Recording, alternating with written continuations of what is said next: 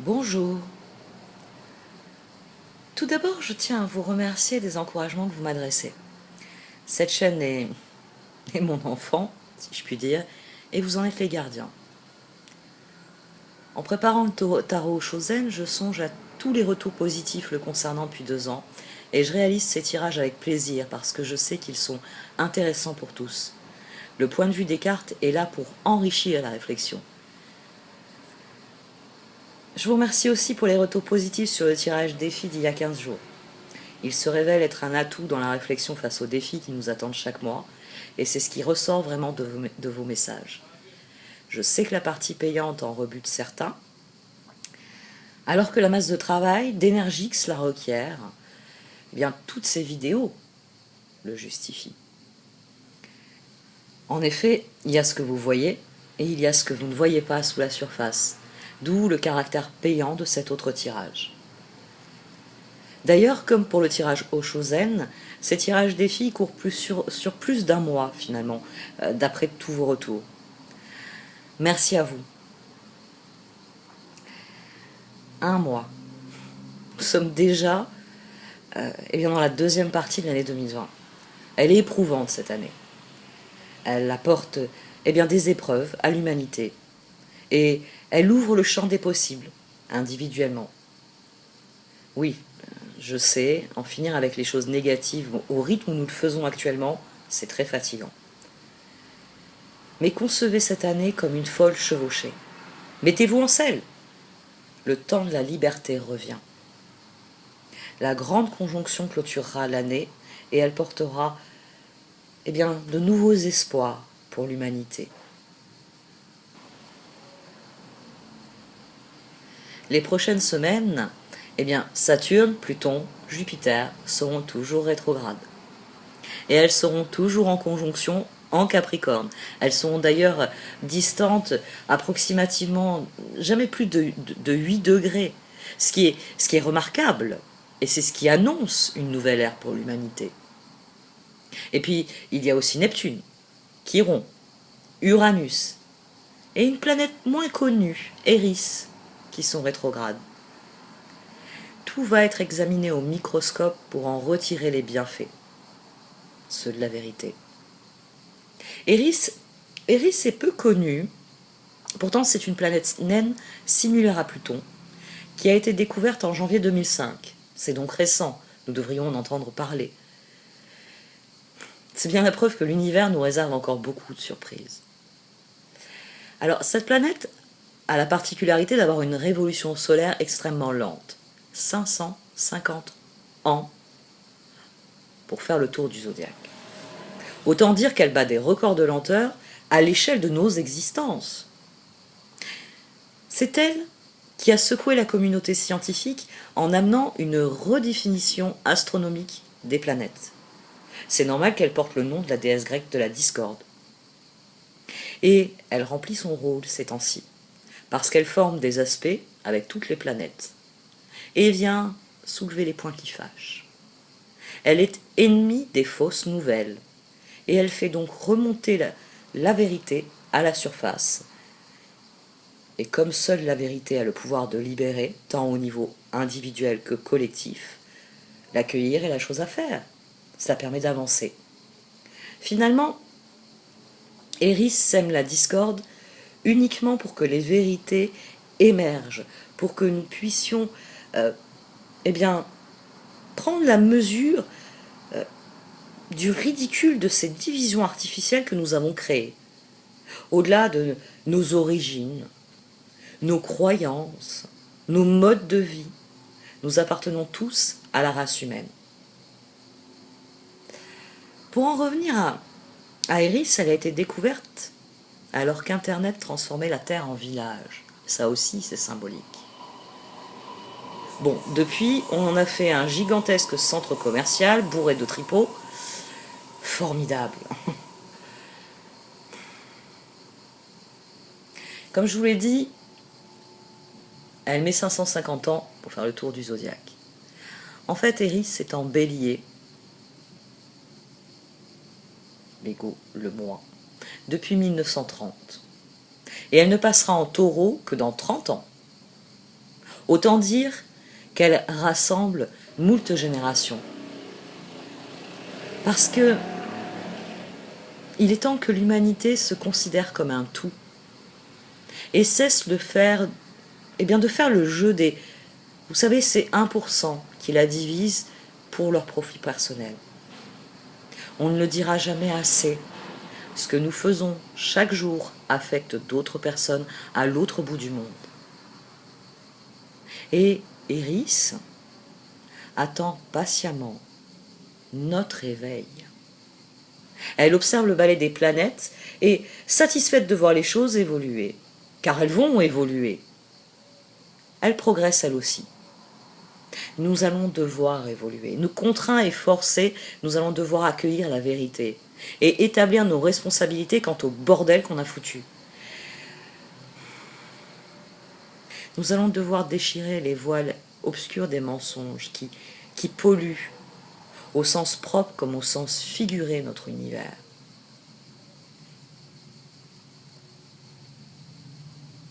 Quand je parle du bordel en ce monde, j'ai deux images.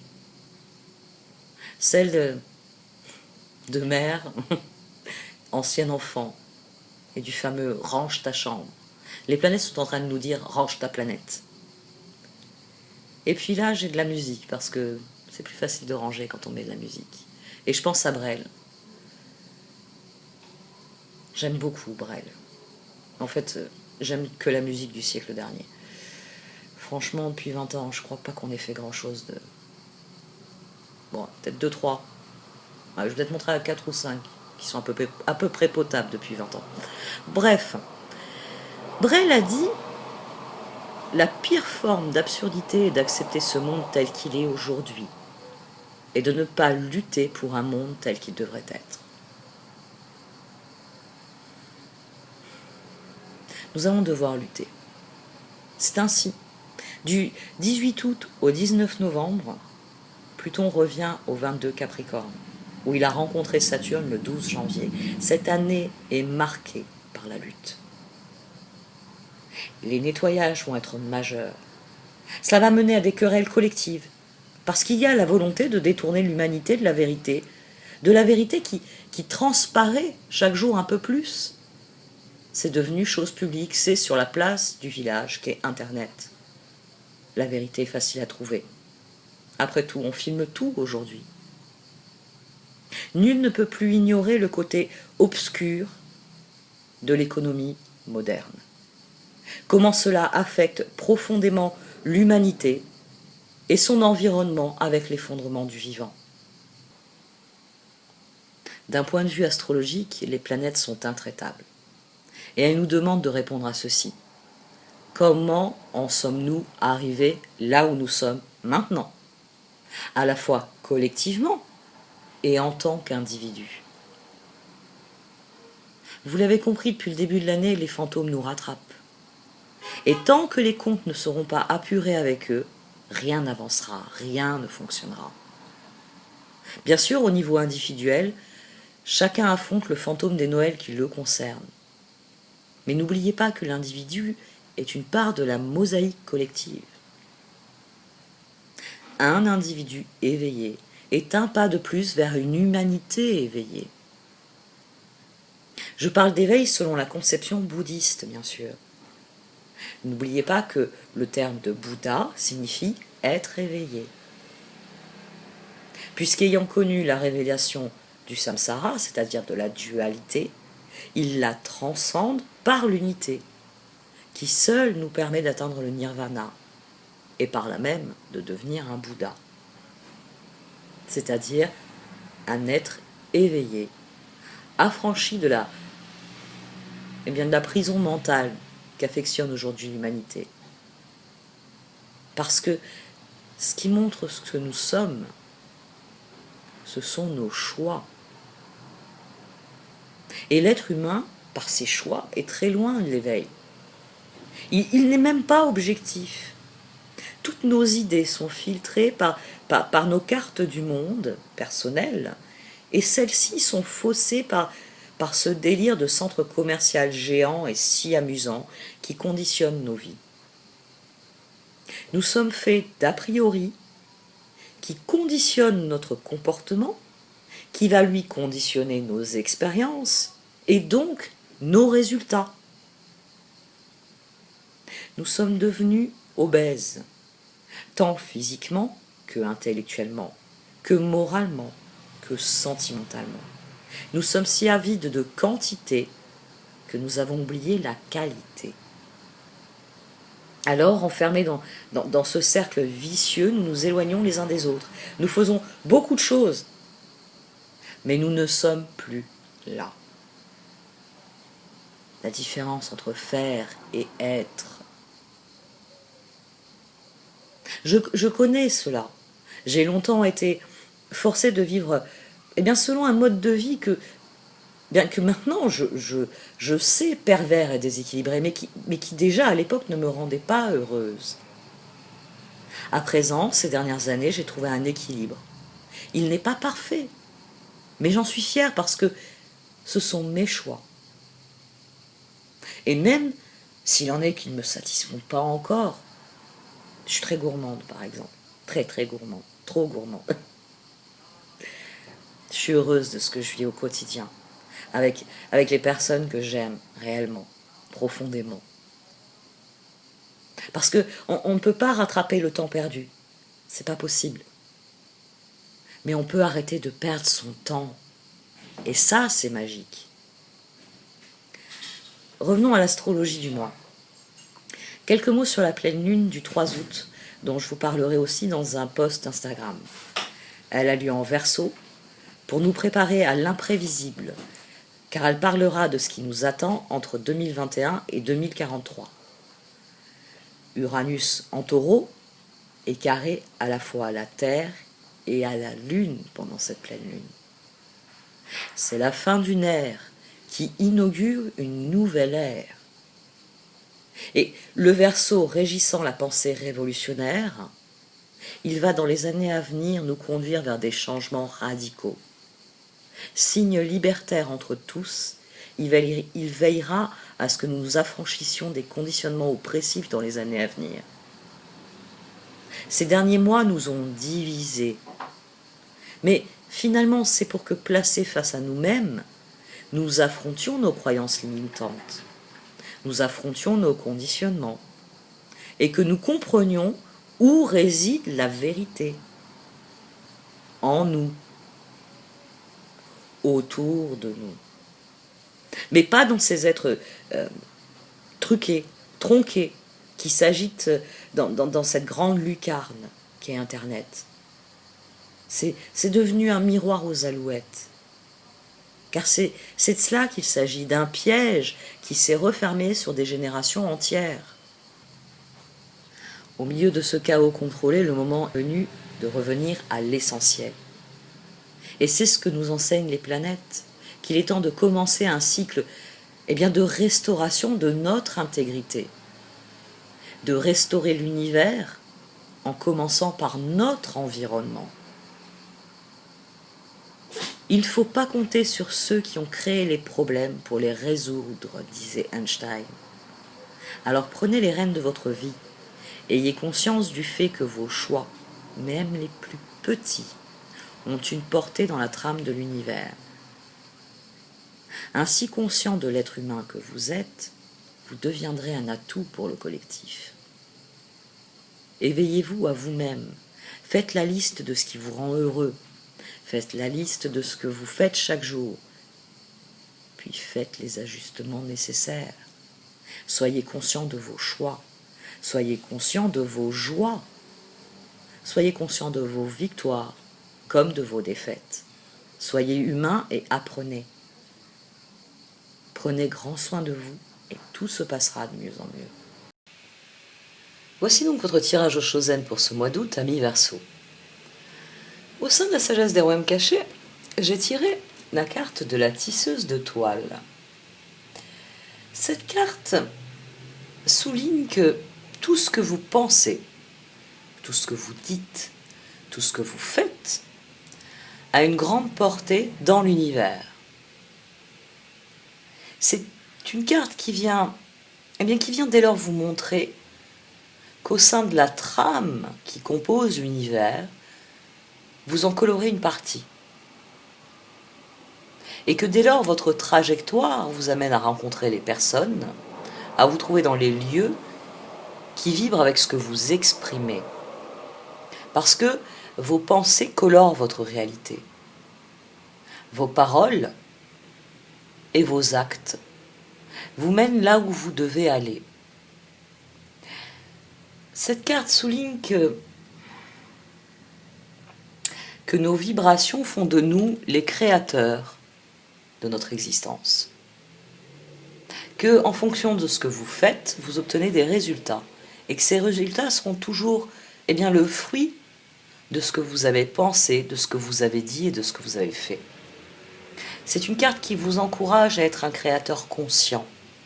Conscient de la portée de vos actes, afin de vraiment réaliser ce que vous désirez réaliser. Parce que si vous voulez obtenir ce que nous voulons tous, vous épanouir, être dans le bonheur et dans la joie, il faut les cultiver. Il faut semer les graines et cultiver ces vibrations-là. Si vous êtes quelqu'un qui aborde les choses par exemple avec pessimisme, vous n'obtiendrez pas les résultats prometteurs que votre jumeau optimiste. Ça me fait penser à Jean qui grogne et Jean qui rit. Je suis tombée dessus dans une brocante, et c'est un vieux livre de la comtesse de Ségur, et j'ai toujours beaucoup aimé la comtesse de Ségur. C'est très simpliste, c'est vrai, mais c'est très vrai. C'est très vrai. C'est Jean qui grogne par sa disposition d'esprit, de toujours voir le mauvais côté des choses. Il préfère dormir sur ce qu'appelle son ouvrage, sur les tâches qu'il a à faire. Et ensuite, il est en colère contre Jean qui rit, qui lui, non seulement fait son travail de manière consciencieuse, de manière créative, et qui, quand il a fini son travail, demande s'il y a autre chose qu'il puisse faire. Et Jean qui grogne ne comprend pas. Ne comprend pas pourquoi Jean qui rit attire à lui les bonnes personnes. Pourquoi il attire à lui pas seulement des récompenses, mais tout simplement des bienfaits. Alors que lui, Jean qui grogne, les recherche, mais en les recherchant, il les recherche par une voie. Bon, c'est vrai que c'est un personnage qui est malhonnête aussi. Mais ça apparaît dès le début du livre, que de toujours faire les choses en traînant des pieds, en ayant l'impression que ça va pas être amusant, c'est pas ça, j'ai pas envie, que cette disposition d'esprit l'empêche de trouver l'épanouissement qui est celui de Jean qui rit. Et bien sûr, plus les deux personnages grandissent, et plus ça devient flagrant dans leur vie, puisque l'un ne reçoit que des bienfaits, et l'autre est dans une spirale qui l'écrase. Il n'arrive plus à sortir de cette spirale descendante. Parce que tout commence dans notre tête, dans nos pensées. Ensuite, il y a nos paroles. Mais encore faut-il que nos paroles soient suivies d'actes. Si vos paroles sont en accord avec vos actions et que vos pensées à la base étaient positives, étaient optimistes, étaient tournées vers ce que vous entendez cultiver de joyeux, d'heureux pour vous-même, vous devenez ce créateur. Celui qui n'échappe pas au stress. Le 7 de bâton, le stress est ici au milieu, mais qui, quand c'est nécessaire, fait la percée, qui lui permet de faire de nouveaux projets, qui lui permet on a d'ailleurs, cet exemple qui m'est venu à l'esprit, il est venu très opportunément. Dans la voie que vous conseillent les cartes, il y a le mat, il y a le nouveau départ, il y a cette disposition de Jean qui rit, c'est s'attendre au meilleur, même si c'est une corvée, partir du principe qu'une fois qu'elle sera faite, ce sera réglé et qu'on pourra passer à autre chose. Tandis que dans l'ajournement, Jean qui grogne, oh oui, mais bon, j'ai pas envie de le faire, ça, je vais attendre la prochaine tâche. Et puis comme ça, j'aurai encore plus de choses à faire, puis après, je pourrai me dire, j'ai trop de choses à faire. L'ajournement, c'est pour ça que dans le tarot Shodan, c'est une carte qui n'est pas négative, mais qui le devient. si on persiste dans cet état-là, dans cet état d'esprit. Décider qu'on va se donner un laps de temps, parfois même plusieurs jours, pour prendre une décision, ça peut être une bonne chose. Parce que bon, le maths, il a un côté foufou, je vous l'accorde. Mais dans l'ajournement, ben, oui, c'est ce qu'on appelle maintenant la procrastination, c'est-à-dire que à force de reporter les choses, elles n'évoluent plus et on se crispe. On se crispe dans une situation. Ici, pour vous, c'est la disposition d'esprit, c'est le résultat que vous voulez obtenir là où vous voulez aller qui est important. Parce que c'est ce que souligne la tisseuse de toile. Si vous voulez aller vers ce qui vous rend heureux, faites des choses qui vont vous rendre heureux. Semez les graines de cela et cultivez-les. À la base de tout cela, il y a l'attachement au passé. Il y a quelque chose qui n'a pas fonctionné. Et vous êtes efforcé de trouver des solutions, d'ajuster la situation. Jusqu'au moment où vous comprenez que seul le nouveau départ, le fou est ici, il est aussi ici. Que seul le nouveau départ dans vos projets vous permettra de vous dégager de cette situation, de la changer profondément. Et encore faut-il qu'il y ait une percée dans votre réflexion. La reine d'épée, le magicien, le 8 de pentacle, les étoiles. Vous aviez décidé que toutes vos ressources, vous alliez les mettre au service de la concrétisation de vos rêves. Vous avez abordé la situation avec espoir, avec des efforts, avec du travail, avec toutes vos ressources en main. Vous avez décidé de mettre en œuvre vos rêves. Mais malgré tous ces efforts, d'ailleurs je suis en train de noter 8 et 1, 9, 9 de bâton, 3 de bâton, chevalier de pentacle, pendu. Malgré tous vos efforts en faveur de vos rêves, la situation n'a pas évolué. Les choses ne se sont pas passées comme prévu. Il y a quelque chose qui n'évolue pas. Vous mobilisez vos ressources dans ce 9 de bâton. Ça m'est venu en le prenant. 8 et 1, 9. Vous avez vraiment mis toutes vos ressources dans ces projets-là. Il s'agit d'aller vers vos rêves. C'est une vibration de 9. C'est pour obtenir le résultat qui vous enchante positivement. Mais voilà, le chevalier de pentacle, il se bloque, il devient le pendu. Les choses n'ont pas évolué comme prévu. Vous êtes bloqué dans une situation, vous êtes prisonnier dans une situation dans laquelle vous cultivez les regrets. Vous êtes prisonnier de la boîte et vous n'arrivez pas à penser hors de la boîte. Et c'est d'ailleurs d'autant plus flagrant que dans la percée, on fracasse la boîte. Vous voyez tous ces morceaux là qui volent en éclats. On effectue une percée dans sa réflexion. C'est la carte de la justice. Parce que tout dans l'univers est juste. Parce que si vous vous attendez au meilleur, vous irez vers le meilleur. Si vous vous attendez au pire, vous vous enfoncerez dans le pire. Et l'une des choses qui peut contribuer à cela, bien, ce sont les regrets ou le stress.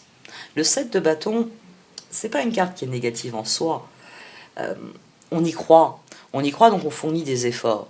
Mais il faut bien prendre conscience que plus on canalise son action, et plus on est susceptible d'obtenir des résultats dans la zone où l'on se concentre, où l'on concentre ses forces, on concentre ses ressources. Que si vous vous dispersez, mais vous êtes là à jongler avec plusieurs choses à la fois, et forcément, il arrive un moment où vous prêtez moins d'attention à un domaine, et il tombe. Et puis vite, vous voulez le rattraper, et vous ne vous occupez plus du reste. C'est ça qui est un piège dans le tarot Shozen, c'est vraiment de se disperser dans son action. Et c'est peut-être l'une des raisons pour lesquelles les choses n'avancent pas, parce que vous vous dispersez d'une manière ou d'une autre. Parce que avec ces regrets qui pointent le bout de leur nez, qui vous disent « Ah, ça fonctionne pas, ça avance pas », vous vous mettez à stresser. Le chevalier de bâton, le 10 de pentacle, Ça, c'est le résultat que vous voulez obtenir. C'est pour ça que vous êtes lancé dans l'aventure. Mais ça ne fonctionne pas. Et les cartes ici à droite, c'est la ligne des autres. Vous n'obtenez pas l'aide, le soutien ou les ressources qui doivent provenir des autres, quelles qu'elles soient, dont vous avez besoin. Vous vous dispersez, mais vous êtes peut-être aussi le seul à agir finalement. Là, il y a le 7 d'épée. Ici, il y a un piège, mais 2 de pentacle, diable, 6 de pentacle, 2 de bâton. Le piège, c'est vraiment ça, c'est-à-dire que vous êtes immobilisé par la situation. Et il semble que ce soit parce que vous n'obtenez pas quelque chose de quelqu'un, ou sans doute d'autres personnes.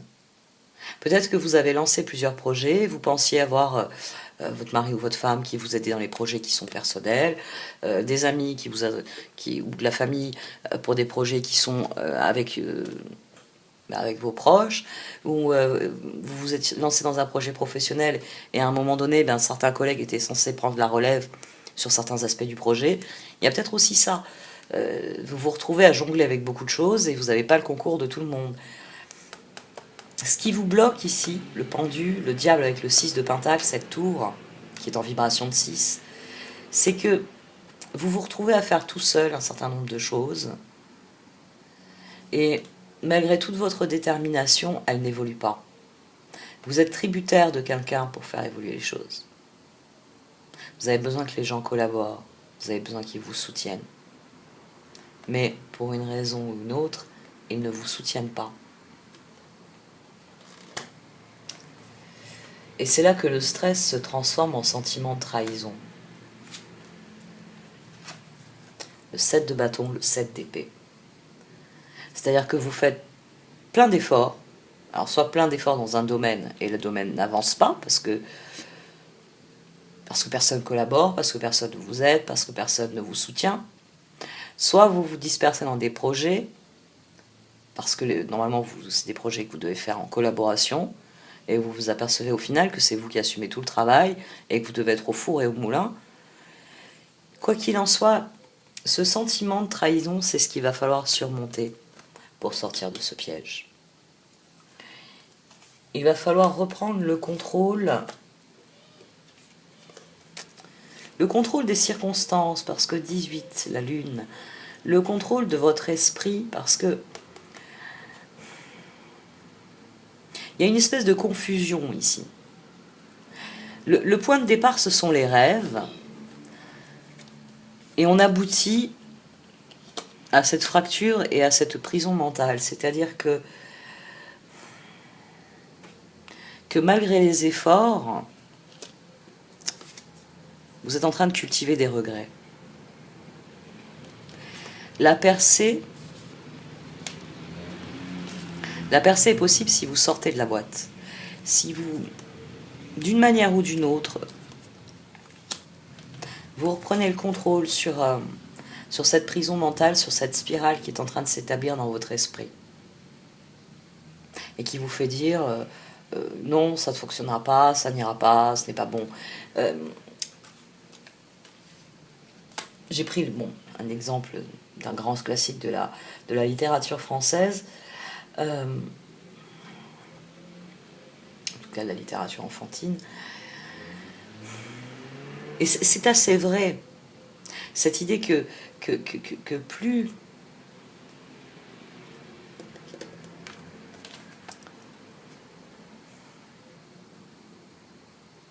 vous vous obstinez dans une direction qui n'est pas pour vous, et plus les choses deviennent compliquées et difficiles et deviennent de moins en moins ce que vous désirez. Alors que en cultivant une attitude différente, en continuant d'y croire, mais en orientant vos efforts vers ce qu'il y a de plus élevé, vers ce qu'il y a de plus beau pour vous, il y a quelque chose à dépasser dans les circonstances. 18. Je viens d'y penser.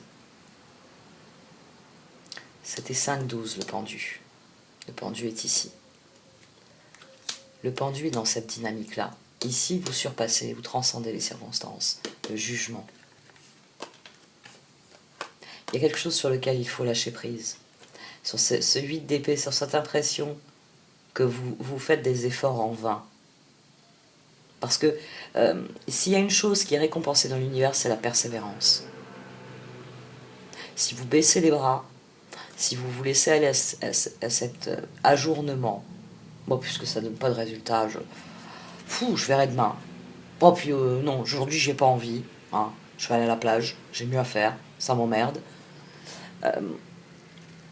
Vous allez rester dans cet état de pendu. Il y a quelque chose dans votre réflexion qu'il faut changer. Chevalier plan B, il y a une autre voie qui est possible. Alors, ce qui vous déplaît peut-être, c'est que c'est un nouveau départ. Un nouveau départ, et forcément, ça peut nourrir cette idée que vos efforts, vous les avez faits en vain.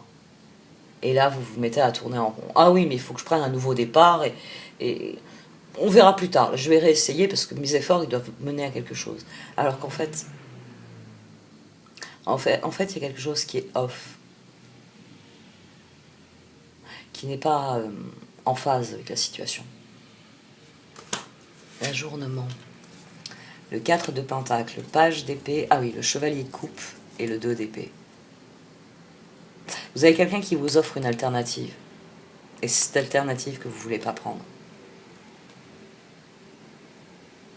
Vous ne voyez que les difficultés. Vous vous raccrochez à votre réflexion et vous ne voyez pas l'offre qui est sur la table, celle qui vous permettrait de prendre un nouveau départ. Vous refusez peut-être l'aide de quelqu'un qui peut réellement vous aider. Qui peut vous aider à débloquer la situation. Parce que là, le chevalier de coupe, il s'intercale, mais au lieu qu'il y a une carte qui va parler d'ouverture, qui parle de possibilités, 2 d'épée. Et vous restez accroché à ce 2 d'épée. Vous ajournez en vous disant il y a mieux que lui ou que elle pour m'aider. Ouais. L'ajournement.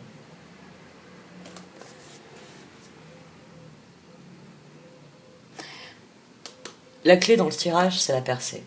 C'est le moment où vous cessez de réfléchir en fonction de la boîte, en fonction de la situation, en fonction de ce que vous avez investi, mais que vous recommencez à réfléchir en fonction de ce que vous voulez obtenir, du résultat que vous voulez obtenir.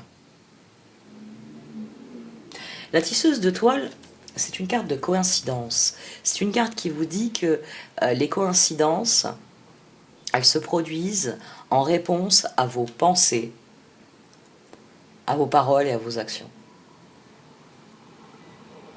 Et que forcément, plus vous vous attendez à ce qu'il y a de mieux, et plus cette synchronicité, la cause à effet, va être positive, va vous permettre de progresser. Il y a d'ailleurs une diagonale là, entre l'étoile et le nouveau départ. Il y a une décision en faveur de vos rêves, et maintenant vous devez rectifier les choses. Les ressources, 8 de coupe. Ouais. La solution, c'est cela, en fait. Vous aviez pris la décision de travailler en direction de vos rêves. Il y a quelque chose qui s'est décalé dans votre trajectoire, et maintenant, vous devez rectifier votre jugement en lâchant prise pour mobiliser vos ressources dans une nouvelle direction.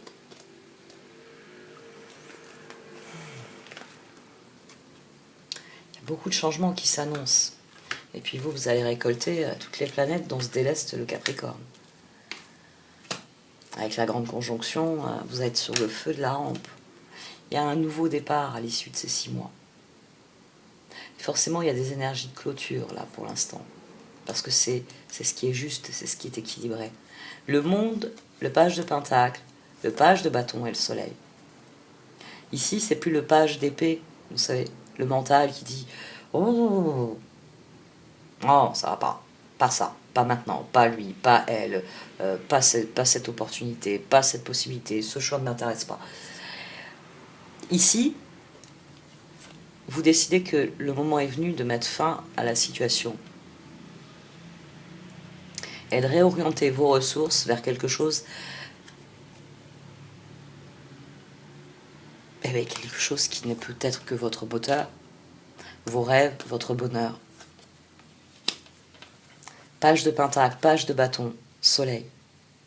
Ici, vous réévaluez vos plans et ici, vous commencez à chercher les moyens, les ressources de les mettre en œuvre. Ce tirage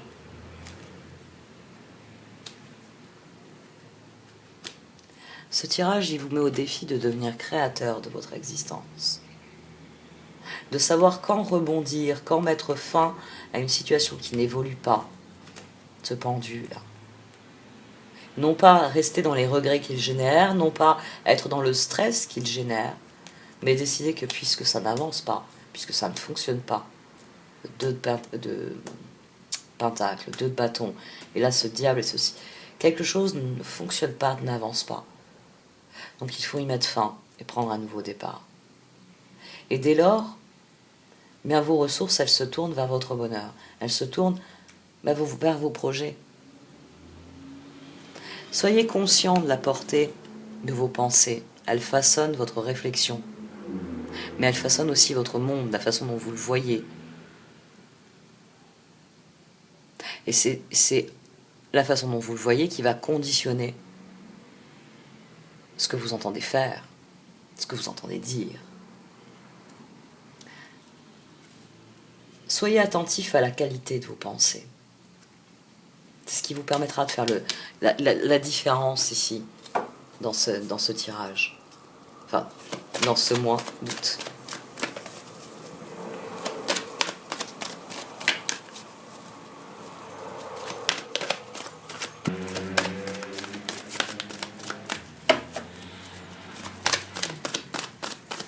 Plus vous aborderez les choses avec optimisme et plus vous serez créateur d'opportunités qui vous plaisent. On en revient, je sais que je l'ai développé dans un autre signe.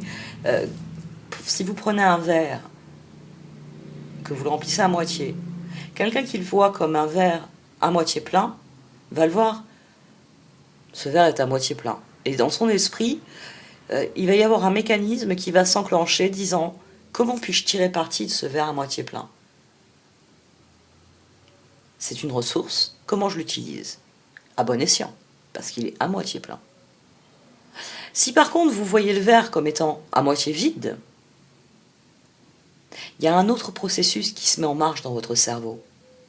Et ce processus, il relève de la peur du manque. Donc forcément, n'oubliez pas, ce qui suit l'ajournement, c'est le 4 de pentacle, la crispation. J'ai tellement peur de perdre ce que j'ai que je me crispe et je refuse de voir les opportunités. C'est-à-dire que vous mettez votre cerveau en stress. Vous le mettez en mécanisme de peur et votre cerveau il se met à dire ouh là là, ça va pas suffire, parce que moi je voulais arroser toutes mes plantes, boire mon comptant, puis il faut que je me lave les cheveux. Ouf. Là, effectivement, ça va devenir compliqué. Vous êtes à une terrasse de café, pourquoi vous êtes en train de penser à vos plantes ou à vos cheveux? Si vous avez quelqu'un qui est à côté de vous et qui peut vous dire ça, peut-être que ça va vous détendre tout de suite, vous allez rire et vous allez dire « Ouais, je sais pas pourquoi, quand j'ai vu ce verre à moitié plein, j'ai eu peur. » Et vous allez réenclencher votre cerveau, mon verre est à moitié plein. Je vais pouvoir boire et puis après me rincer un peu les mains parce que là, cette viennoiserie, elle dégouline de beurre. Ça n'existe plus, les viennoiseries qui dégoulinent de beurre. Non, c'est margarine. Bon, bref. Votre cerveau conditionne votre monde. J'en parle dans la première partie de la vidéo. Votre carte du monde conditionne votre réflexion, vos paroles, vos actions. Et par là même, vos résultats. Si vous mettez votre cerveau en stress face à une situation en lui disant « je vais manquer de ressources, je n'ai pas assez pour ce que je veux faire », votre cerveau, il se bloque et il dit « gardons précieusement cette ressource ». Si au contraire, vous abordez les choses en disant « j'ai déjà un bon capital de départ, Votre cerveau, il voit comment optimiser ce capital. Et ça fait une énorme différence. Et c'est là que la synchronicité se met en marche. Parce que vous ne voyez pas le monde de la même manière que l'optimiste ou le pessimiste, selon dans le cas où vous vous trouvez. Votre disposition d'esprit peut faire beaucoup.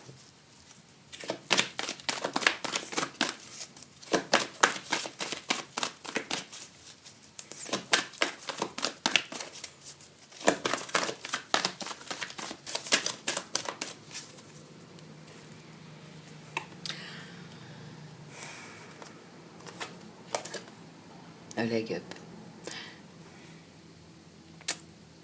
C'est ça que vous attendez un coup de main et le coup de main il n'arrive pas ici, c'est pour ça que vous stressez. Et pour les cartes, il va falloir faire sans ce coup de main. Pour les cartes, vous n'avez pas besoin de qu'on vous mette le pied à l'étrier pour traverser cette rivière. Vous n'êtes pas un ourson. Vous n'êtes pas un ourson, vous avez les ressources pour passer de l'autre côté.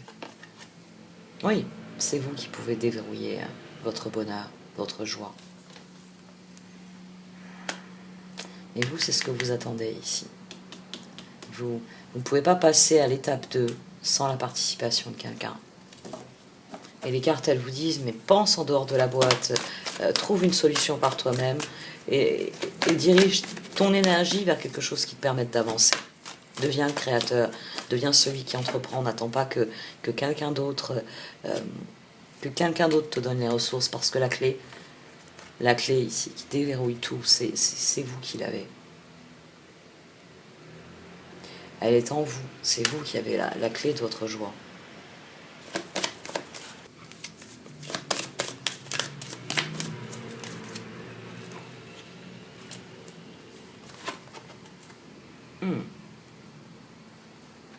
Votre réflexion, elle doit évoluer d'après les cartes du tarot. Oh, oui, toute réflexion doit mener à une décision. Pour l'instant, l'ajournement vous le dit, la percée. Mettez à profit votre réflexion pour prendre une décision, pour effectuer cette percée. Ne stagnez pas dans quelque chose, dans ce pendu là qui génère des regrets, qui génère du stress. Prenez une décision. Go the distance qui vient de se retourner. Oui, parce que c'est ça qui vous permettra de tenir la distance. C'est quand votre réflexion s'assortit de décisions. Il y a des décisions à prendre, n'ayez pas peur de les prendre. C'est comme ça que vous devenez le créateur, que vous devenez le roi de bâton. Mais le Canrone, l'univers a tout ce qu'il faut pour vous, tout ce dont vous avez besoin. Et ça, c'est quelque chose dont vous devez avoir conscience. Ça doit participer de la percée. Que l'univers vous enverra toujours ce dont vous avez besoin au moment où vous en avez besoin. Et que dès lors, eh bien, plus vous serez positif dans vos attentes et dans ce que elles ont décidé de sauter. Elles m'ont fait le coup hier aussi. Le destin. Le destin, il vous envoie des cadeaux à chaque minute. L'univers, il vous envoie les cadeaux qui sont conformes à ce que vous créez. Tant dans votre réflexion que dans... c'est la carte du dessous, celle-ci. Que dans vos actions.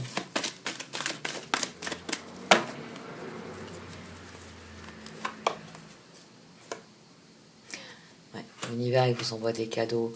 Vous allez reconstruire une tour bien plus solide que celle qui vous emprisonne parce que ça n'a pas fonctionné. Pour cela, il faut que vous fassiez la paix avec vous-même. La spirale ascendante. Ouais, on va rester là-dessus. Hein. Une dernière carte. Il y a quelque chose à réparer dans votre compréhension. Et au dos, on a chaos et conflit. Ça, c'est la spirale descendante. C'est quand vous vous attendez au pire et que vous allez ajourner, vous n'allez pas prendre de décisions qui sont nécessaires pour progresser. C'est eh bien quand vous allez toujours faire les choses en râlant, maugréant, alors que une fois que c'est fait, ce n'est plus à faire. Et vous pouvez passer à quelque chose de plus joyeux, à quelque chose de plus amusant. La disposition d'esprit est très importante ici. considérez le verre comme à moitié plein.